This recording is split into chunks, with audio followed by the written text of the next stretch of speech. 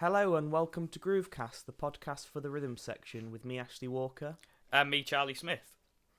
And, we're starting this season a little bit on the fly, aren't we? We're launching into Yeah. things.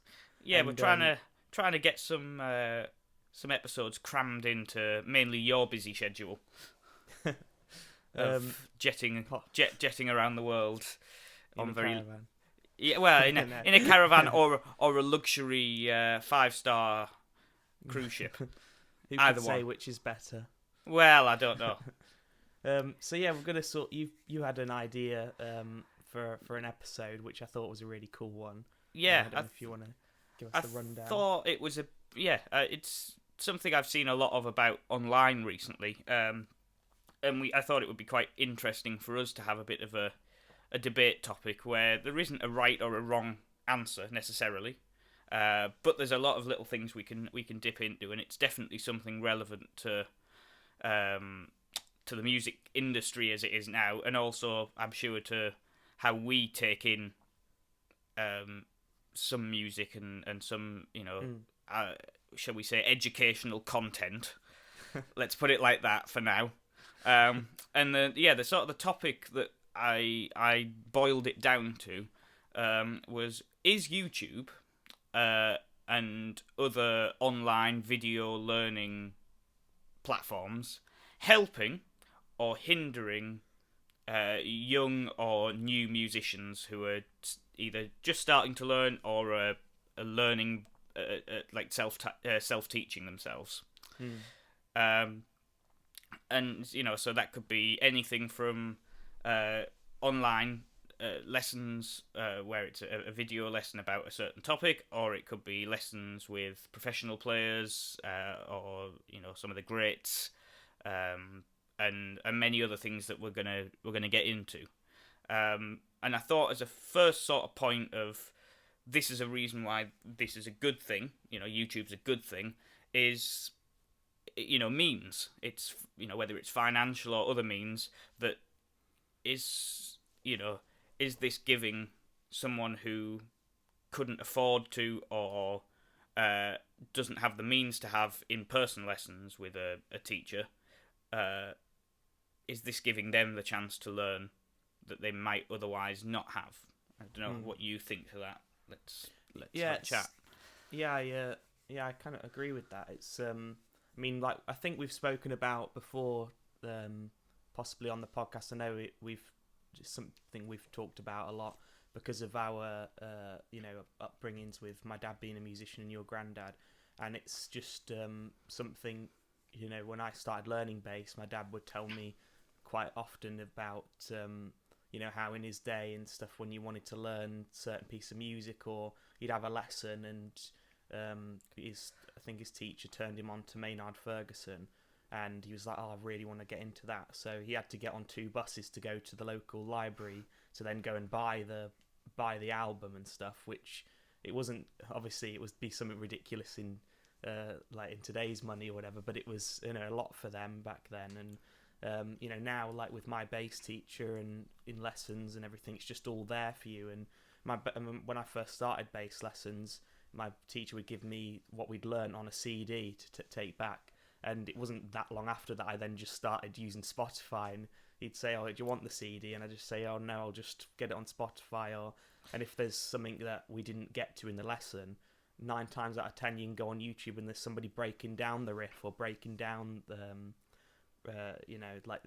what I was learning. And so for that reason it is great, and there is no excuse for people to kind of not be able to learn something because it's not there. There'll be some format that you can find it on, isn't there? But yeah, and I think you've struck a good point there. Is that is it in a way getting is it replacing in-person lesson, which I'd like to say it isn't. As someone who teaches quite a lot, it's definitely something that I can push students towards for certain things. If they come in with a track that we might not have time to go through that particular lesson, I can say, well, if you go and look at it on YouTube, or find a live version or something like that, and then we'll look at it next week. So it gives them a bit of a preempt that they can get started on. but I think you can't replace being in a room with someone. For me, Yeah. I think that feedback is so important, and it's the one sort of really big thing that all of these online lessons lack, is that you haven't got someone watching you do it and going, that's great, you need to change that ever so slightly, maybe adjust your your hand position there, or the way that you're doing that to make it either more ergonomical, or so that you don't develop bad habits, things like that. And I think that's the one thing that needs to be stressed with YouTube lessons, is it's a great way to learn, but it's not a great way for getting instant feedback. Yeah, I think that you can absolutely learn, you know, potentially like an instrument on YouTube, but you can't learn how to be a musician on YouTube. Yeah, that's a really good point. Yeah, like with I had a bass teacher who worked in the industry, and still in the industry, and it's not just the like learning the actual instrument and the positions and the techniques and everything's invaluable in itself, but the like real key stuff was the advice and the how to use that those teachings and stuff in the industry. And it's it can be about temperament, or a thing as well. And this is kind of true of every generation. You can go as far back as the Beatles and stuff, and people, my bass teacher, would have been my age at that time, and you saw for them it was like you didn't need to learn how to read music or whatever. It's just, oh, let's get guitars and write songs and stuff. And I've met people when I was doing like GCSE music and stuff like that who couldn't read a note because they watched the Red Hot Chili Peppers or somebody of this kind of generation, or I guess the early 2000s or whatever, and they so they thought that was kind of acceptable, and in a way it is acceptable. But as we know, and we've spoken to people like Steve Pierce about, it's that thing that he said about adapting or dying, and like it's just another string to your bow, and to be able to read music and to learn the instrument properly is invaluable. Yeah, and for someone like, for people like us, seeing someone who doesn't read music, even if they're a really great player, it's a limiting factor for what we could book them on a gig. If we have to rely on the fact that they might be the best player in the world, but if they can't read and it's a reading job, that's a job that they can't get. So I always say to students, even if you don't see yourself going, whether it's doing the grades or going, further than just a hobbyist, I say if you can read music, you've always got the potential to do more with it than if you're just bashing out grooves and playing along to songs. Which is a great way to learn, and I think we all do that. Playing along to music is the best way to learn, but that doesn't teach you how to play along with a band or with musicians. Yeah. Exactly. in a real world place, that's a totally different feel. I know one of my students recently has gone from taking lessons for years and years and years with me and other teachers, and now she's in a band, and she's now finding that it's a totally different world, but it's an equally useful one to learn, and to get used to playing with other people, and how to command a band. How to tell everyone that we're going to change sections with a fill, or that we're going to end here, and how we're going to do the end, and what the rowel's going to be, things like that.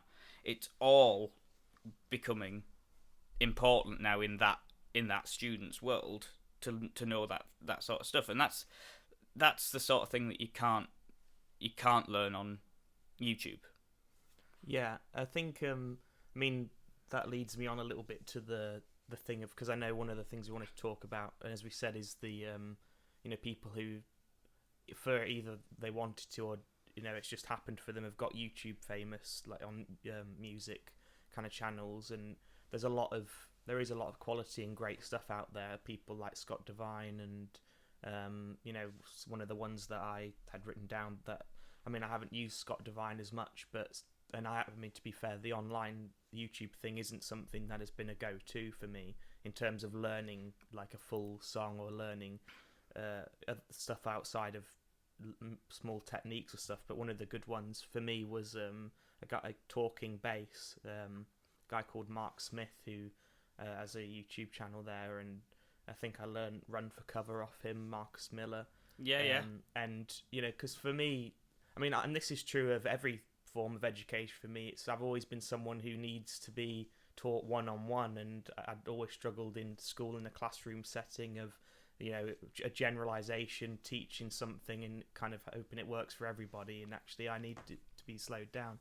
People like the talking bass thing, it's fantastic because it's they'll teach you the riff, he'll teach you the techniques that you need for little parts in it, and slows it right down, breaks down like each individual note, and then eventually speeds it back up, which is the way that I've always worked with my bass teacher on difficult things.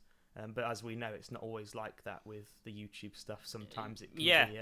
I mean, it is definitely worth mentioning the good guys, the ones who are trusted, as you say, Scott Devine, talking bass, and I'll add a friend of the podcasting as well to that, Keith Pebbody, who does the Academy of Bass channel, because he's been putting some really good stuff out, and it's coming from a guy who's been a professional musician for years and years and years, And same on the drums side of it, you've got, I mean, obviously I think the biggest one that's about is Drumeo, which has got lots and lots of different things, and is all subscription based and everything.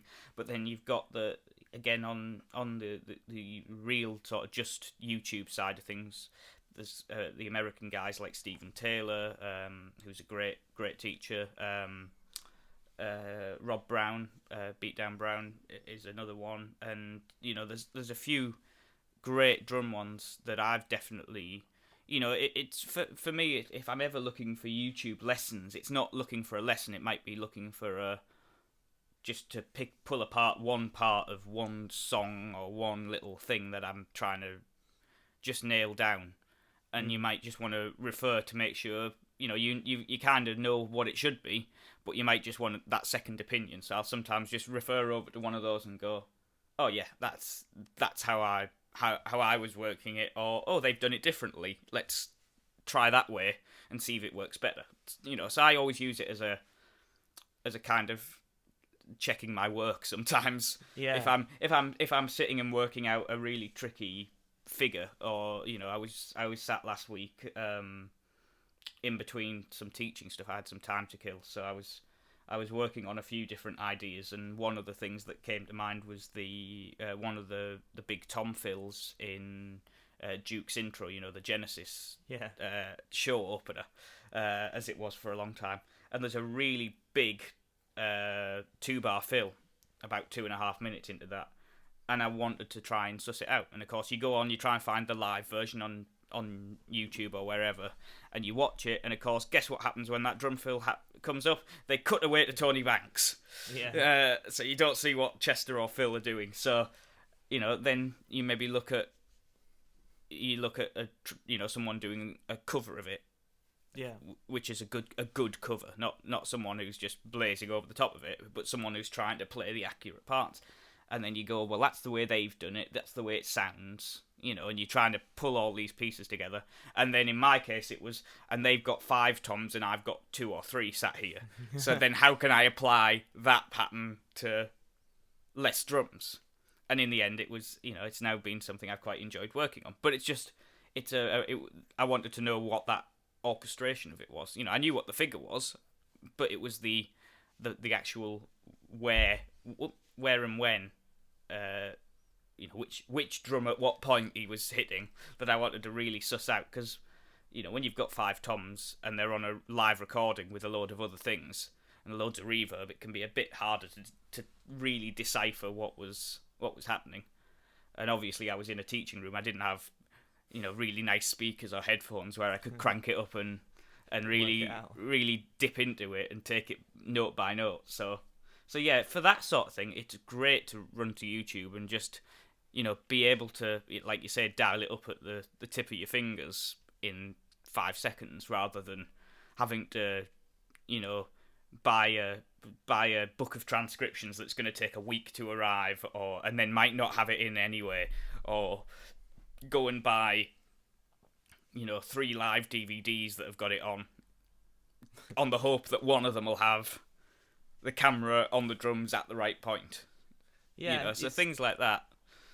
As we know, it could, and as one of the reasons we're talking about this is it can go both ways, as we know, in terms of it's all there, so it's for people like us, and as we know, it depends what you want to learn for. Some people, want to buy a guitar and just want to learn Apache or learn certain things, and you've got all those resources now, but it's is there something to be said about learning these things kind of out of context and without knowing about the feel of it or learning. And as you said, with your student who's now been able to go into a band setting and apply those skills, probably for me and you, I know for myself, I kind of learnt those important lessons of working in the texture of a rhythm section stuff was in the Boston Youth Jazz Orchestra, but and learning about feel and playing with the drums, and sometimes you're not playing with the kick drum and you're playing with something else, or the left hand of the piano or whatever.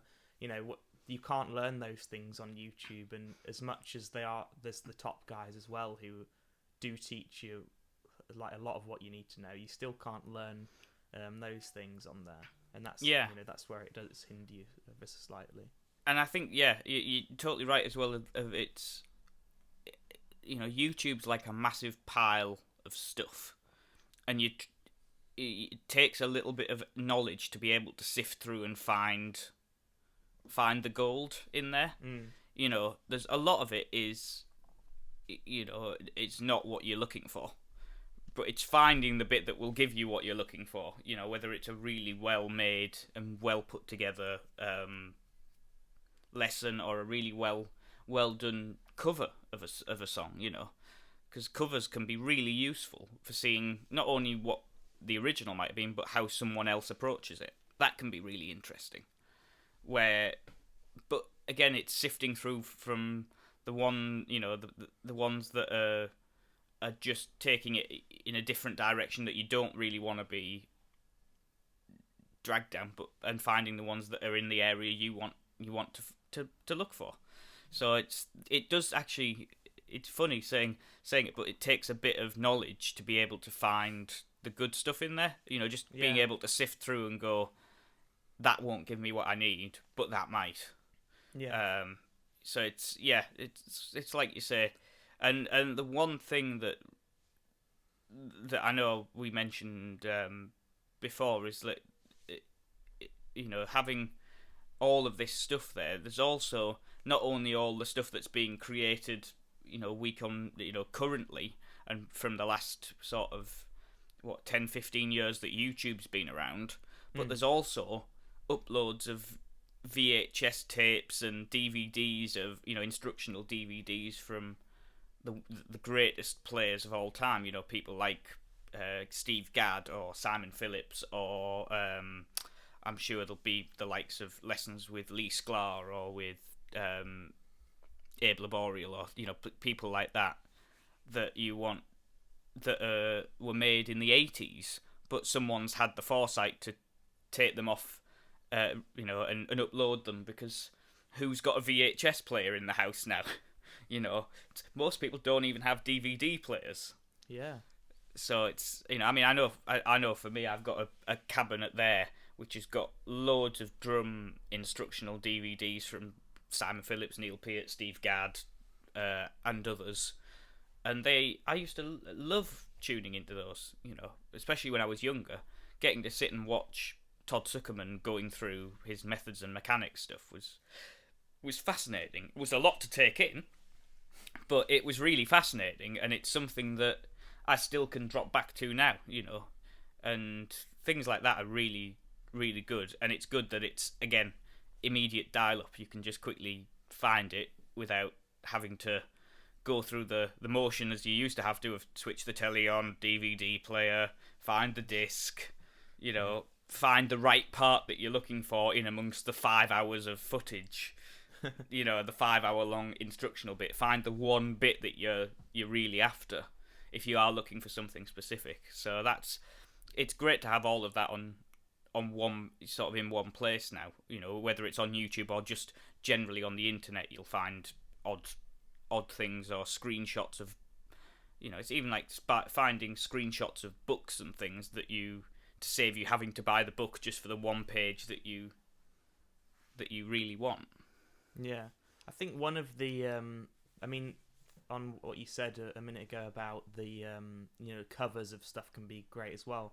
One of the cool things I saw and made me think about was one of my favourite YouTube musicians and stuff is a guy called Joshua Lee Turner, who does has a couple of groups and stuff, does lots of amazing covers as well as original songs. And he did a Q&A about how he puts his videos together.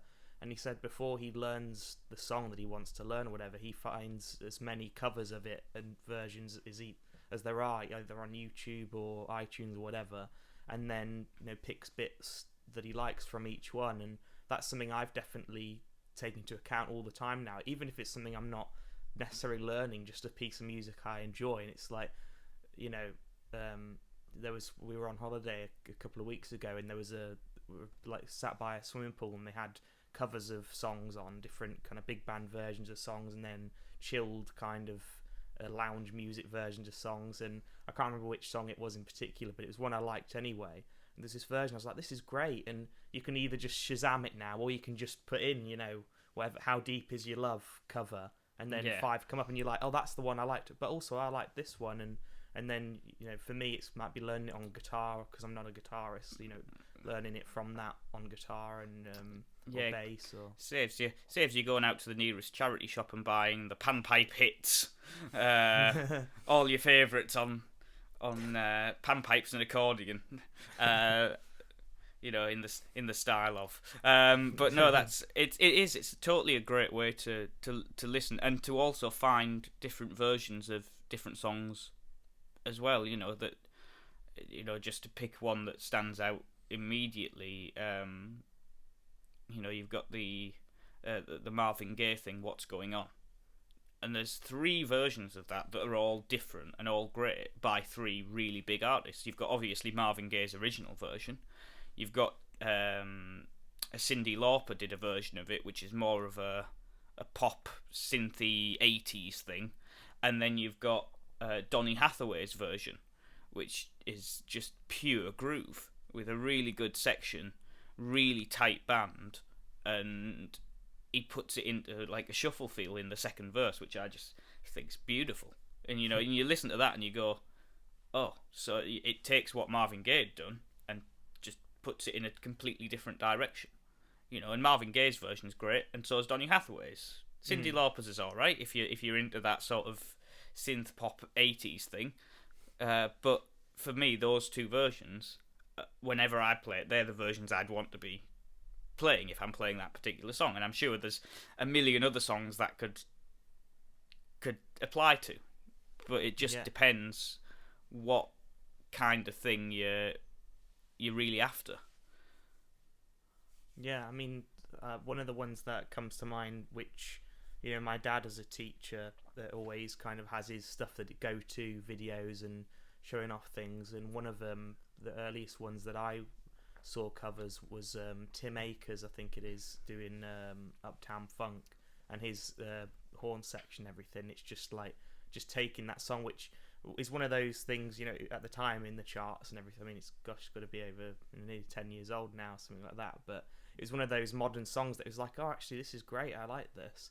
And then they took that and just took it to another level, and just to have that on YouTube. And I've seen loads of people now taking, doing big band versions of it, or like with the Boston Youth Jazz Orchestra, they have singers as well, obviously, and taking bits of the riffs that the Tim Akers horn section have arranged and like putting it into the original song. And because it's just fantastic. I think the best version of that we've got to come up with for recently, at least for me, I think for you probably as well, was Louis Dowdeswell's Lockdown big band thing, where he did the tune from Frozen 2 or whatever it was. And he had Greg Bissonette and all the Lawrence Cottle was on it, and Gordon all Goodwin. The top big band players from around the world.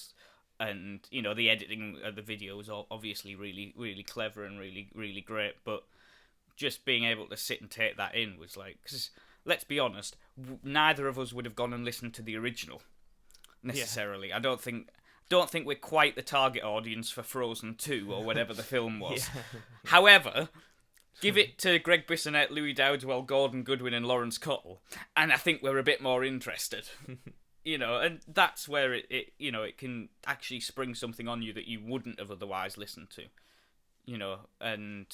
And then you go, oh, that's really cool.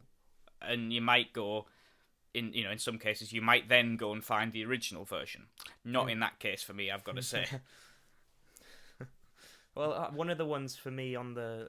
Yeah, I mean, obviously Louis Dowdwell's got a massive catalogue of the YouTube stuff. I mean, he put that whole first album on YouTube, and that's how it was made, I think. And that he did the thing of the Incredibles theme with Wayne Bergeron. And that was one of those things where obviously I remember, as I'm sure you do, the Incredibles when I was a kid in that film. And obviously as a little kid I wouldn't appreciate the score or the underscore or the music or anything, the soundtrack. But I heard that, the thing of him doing it and the big band arrangement. And then the second Incredibles film came out around the same time. And I just had a whole new appreciation for the score. And I did then go and like listen to bits of the original soundtrack and just like, yeah, this is great. And I don't know, they didn't do that much to it. I don't think they just pieced it, the best bits together, and made an arrangement around themes from. It was really cool. So one of the things we wanted to talk about, which I know we're both, I know you're very passionate about, is I have a strong opinion. Is the whole clickbait thing, and I've seen a lot of this lately. On adverts, and I just hate the whole false promises thing that gets thrown around of make your playing better in 5 minutes by doing this, or change the way you've done something for your whole life because we show you one little thing that might help or might not. And I just find all of that to be absolutely really irritating. I hate the idea, and I often will, if I see companies or online education places doing that, I will actively not click on them and actively not give them any of my time, because I just think it's just a really cheap shot. And for students who don't understand that your playing isn't going to get better in 5 minutes because of one tiny adjustment that you might try and that you might get wrong, it's just rubbish. And it really does annoy me when because they always seem to promote those videos and do it, and it's always this technique will change your life, and it's like, well, it won't. It just won't. I saw one the other day on Facebook, and it was on YouTube as well. I mean, I see them all the time because, like I said before, most of the YouTubey things I use or Googling chords or whatever are usually for guitar, just for learning songs to sing and play on guitar. And so most of the ads I get are to do with that, and I learned how to play guitar off of this thing, and it's like, shows you the notes, and it's and the fretboard lights up, so I know which string. Just like, that's not gonna work, right? And like apps, but one of the ones I saw was we've all been playing Blackbird wrong for the past 60 years. Oh yeah, and it was a thing of, and to be fair to the guy, he wasn't necessarily wrong, but the whole thing was like, I thought, there's going to be a chord that's wrong, because I've tried to learn Blackbird and stuff, and it doesn't sound quite right. There must be a chord wrong or whatever. And it wasn't that. It was just McCartney said at a gig that, and how, and also I thought it was going to be to do with the left hand thing, because my bass teacher had to teach it to me, but he had to learn it not backwards, but on all the MTV things that unplugged. Obviously, McCartney's got his guitar the other way around, so you're trying to work it out. But yeah, it was just to do with the strumming of it and how he doesn't people play it dung dung dung dung dung, and it's just dung dung. It's like, well, we could all work that out. That was the video, and I was just like, that's 15 seconds of my life. I'm getting back. Well, there's also that. It's like, the whole you've done this wrong for your entire life thing, and then there's also those really irritating ones where it's like, here's how I learnt to play drums using Guitar Hero. Just don't. You know, it's there's no comparison between a video game where you're pushing buttons, you know, whether you're doing it on a little guitar thing with your fingers or with hitting a coloured pad at the right time. It's button pushing. You know, it's not. I didn't learn to play drums with guitar. That's rubbish, and it just irritates me the amount of. This is where YouTube becomes a complete hindrance because it is full of that kind of content. Because those sorts of titles make people watch their videos, and I know that's why they do it, and that's a very good reason why to do it. But also, just cut the rubbish, you know, and don't need to try and do that, because then what you end up doing is getting someone who's going to sit and watch that video and wait 10 minutes to be told the one bit of information that you're selling in the title, which may or may not be useful at all. You know, in the terms of your Blackbird one, very unuseful. I mean, one of the things, and I have a love-hate thing with this, is there's a guy who does guitar videos called Marty Music, who I've used before, and I like the style of his videos and everything. I know some guitarists who don't rate him and everything, and kind of, you know, don't have anything nice to say about him. But one of the things he does, which I guess is a form of clickbait, is he says, you know, I'm going to teach you this song, and it's actually only the first verse of it or the first chorus, and then he doesn't. To get the middle bit, you subscribe, or you know, like you buy the thing, or you go to his website and have to pay for the full video, which is like, yeah, I kind of agree with that, because, you know, if you think that you're going to learn, you know, you shouldn't be able to get everything for free, you know, because, you know, as musicians, as we know, the amount of what, you know, and when we get paid for gigs, and this is what I remind people all the time, is you're not just paying for that 45 minutes or whatever, you're paying for the 10 years of lessons, the gear, so, you know, yeah, you should be paying, but also you shouldn't be calling it that I'm going to teach you this song, or learn this in 5 minutes. Yeah, all the small things tutorial. No, all the small things verse and chorus tutorial. Yeah, not it's or they should just say at the start of the video, I'm going to teach you the first verse and chorus. If you want the full lesson pack or the full transcription or the full whatever, you can find a link below, or you can subscribe, or you can do all of that. You know, it's like, just be clear on it. You know, be really clear when it's that. You know, it's the same with when you see people reviewing things. Make it really clear when it's you've been gifted it or you've been sponsored by them, because obviously you're going to say nice things. You know, versus if you're genuinely reviewing it, you know, even if it has been loaned to you by the company, you can be very genuine about it.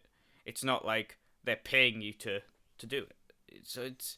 But everything like that all comes into it, and I think from what you say there, it kind of leads on to the other point that we came on, which is that anyone on YouTube can call themselves a teacher, a tutor, an educator, you know, whatever title they want to give it.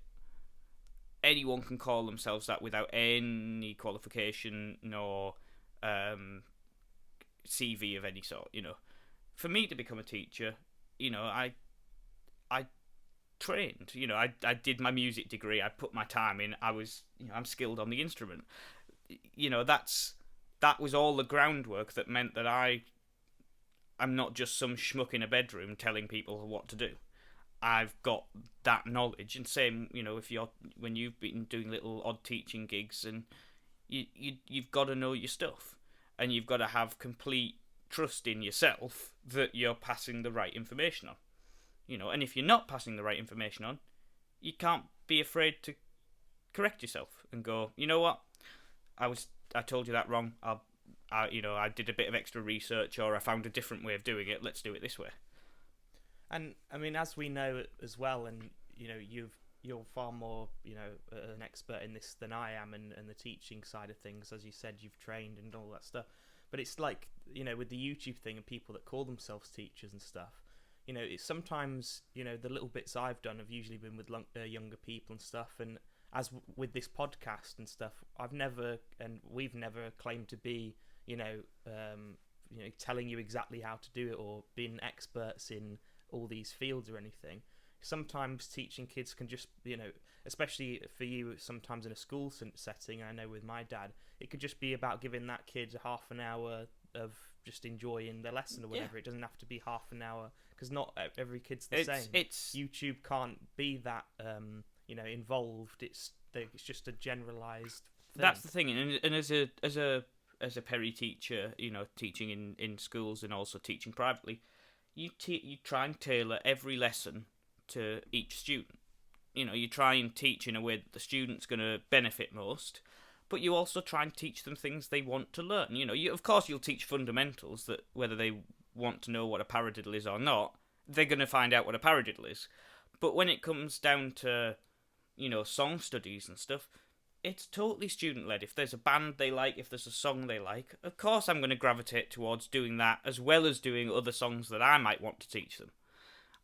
That'll be beneficial in a learning and a musical sense. It's good to give them, to let them lead the lesson as well, and say, right, I want to, and sometimes I'll get students coming in going, right, I was watching this thing on YouTube, and it was a drummer playing this rudiment, and I go, great. Because that means they've got a basic idea of what it is, and I can now, as a physical tutor, I can watch them play, advise, and also use my knowledge and my background and my physical resources, my books and different things, to push that forward. Because we've got the initial bit out of the way, because they've already learnt the figure or the pattern. We can then just jump straight into making sure they're playing it correctly. Any other ways they could play it, if there's different inversions or different variations of it, whether you're playing it, left stick first or right stick first or whatever else it might be. And then we can start getting into the fun stuff of drum lessons, at least, and I'm sure it's the same with bass, of being able to then take it from just being a rudiment or a pattern on a page to being something that you can actually apply and use in as many different settings as possible. Yeah, that's a kind of a good lead on. Thanks very much. To anytime. The thing of, I've in the past and still, I still have lessons every now and then, and because you can never stop learning, and it's just one of the things I do in my lessons now and have done for a while. I mean, I'll, like you said there, I'll say to my bass teacher, can we learn this, or what's going on in this kind of thing. But one of the things that, and this is again another love-hate, and it can be good and can be bad tool, but one of the things you can do now is you can find the sheet music online, and that's one of the sifting through things where is a lot of rubbish out there. But for the people watching on YouTube, I've got just here my bass teacher just found something I'd never done before, but just different stuff, a whole album of Sarah Bareilles stuff, and that's off a guy called Martin Motnick, for anybody who wants the bass music. He does all sorts of stuff, and generally speaking, they're fantastic. He's got all everything you need on there, with few mistakes, and there's a few bits in there that we've had to correct. But so for that, it's great, and a lot of the Steely Dan stuff that me and you have played together before, and things like Josie, and I've got those parts, I think, from the same guy. But it's also the thing of I know musicians who call themselves band leaders and buy musical directors and buy the music off, like sheet music director, off of some of these. It might not be that exact one, but some of these sites, and the parts are rubbish. Yeah. And they don't know how to correct them. And then they might buy backing tracks from karaokeversion.com or something that don't match up with the part. And then you've got this complete hodgepodge of stuff that doesn't go together. The other thing with an in-person teacher, and this is something I do all the time, is I write lesson notes. I scribble things out, patterns, sheet music, whether it's for myself or it's for students. I mean, if I just pull this bit of paper here, this is from some lessons I did, well over a year ago for someone, and this was the lesson notes. And it was, that was an hour's lesson condensed into an A4 piece of paper. About, what was this? This was paradiddle grooves, paradiddles in threes, paradiddle accents, and moving accent patterns.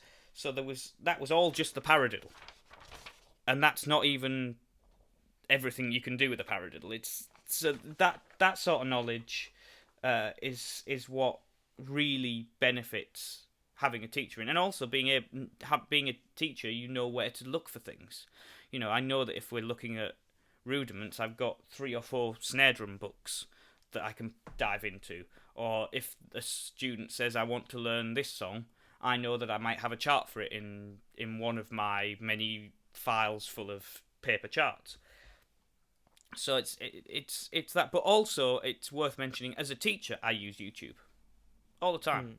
I quite often pull up YouTube during a lesson, and whether it's just for reference of a song, but sometimes I will actually pull up YouTube lessons within my lesson, which you would probably think is bizarre, but I do it in very specific places for a very specific thing. If I know that someone's explained something really well in a way that I really grasped, and a student asks about that thing, I will quite happily show them where I learned that from. You know, if there was a video in the right thing.